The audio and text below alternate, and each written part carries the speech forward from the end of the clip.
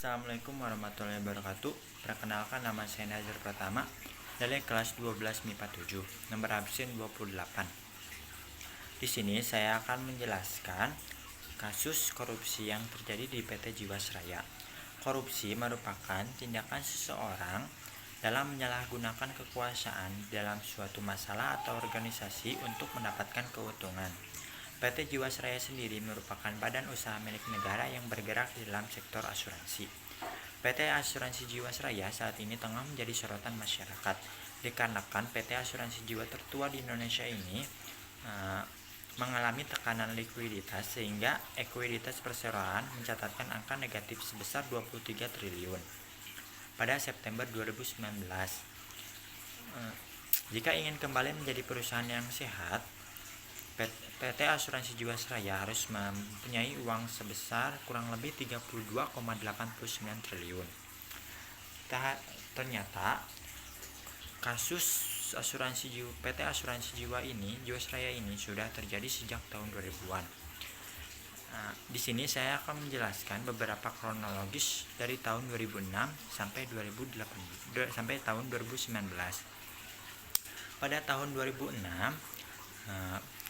Kementerian BUMN dan Otoritas Jasa Keuangan menyatakan bahwa ekuiditas perseroan mencatatkan angka negatif sebesar 3,29 triliun. Lalu pada tahun 2008, Badan Pemeriksa Keuangan atau BPK memberikan opini disclaimer atau tidak menyatakan pendapat terhadap laporan keuangan pada tahun 2006 sampai 2007. Lantaran mereka menganggap bahwa laporan keuangan tersebut tidak diyakini kebenarannya. Lalu pada tahun 2010 sampai tahun 2012, PT Asuransi Jiwasraya melakukan skema reasuransi untuk mendapatkan surplus sebesar 1 triliun dan itu berhasil pada akhir tahun 2014. Lalu pada tahun 2014, ketika permasalahan keuangan mereka kurang membaik, mereka malah menggelontorkan dana sponsor untuk klub sepak bola asal Inggris Manchester City. Lalu pada tahun 2017, di sana permasalahan keuangan Jiwasraya sudah membaik.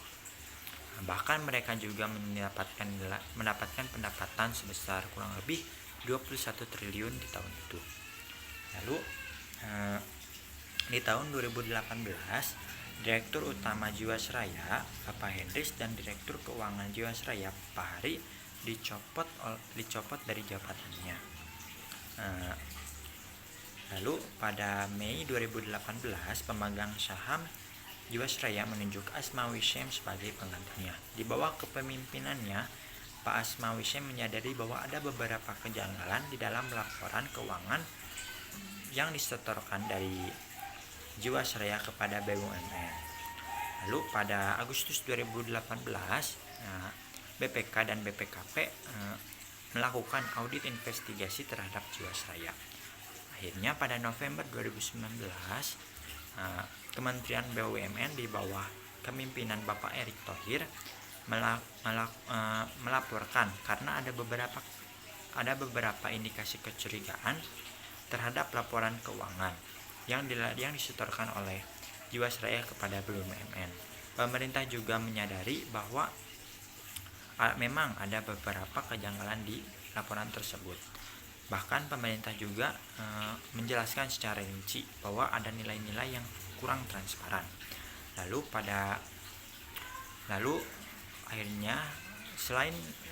Bapak Erick Thohir pun melaporkan ke Kejaksaan Agung. Selain Kejaksaan Agung, Kejaksaan Tinggi DKI juga meningkatkan penyelidikan yang awalnya penyelidikan menjadi penyidikan dugaan kasus korupsi. Imbasnya, Komisi Pemberantasan Korupsi juga atau KPK ikut serta dalam kasus itu karena mereka menganggap bahwa itu memang korupsi. Lalu selain itu, BUMN juga meminta kepada Dirjen untuk mengawasi beberapa orang yang diduga melakukan korupsi di dalam Jiwasraya. Sekian yang dapat saya sampaikan. Mohon maaf bila ada kesalahan. Wassalamualaikum warahmatullahi wabarakatuh.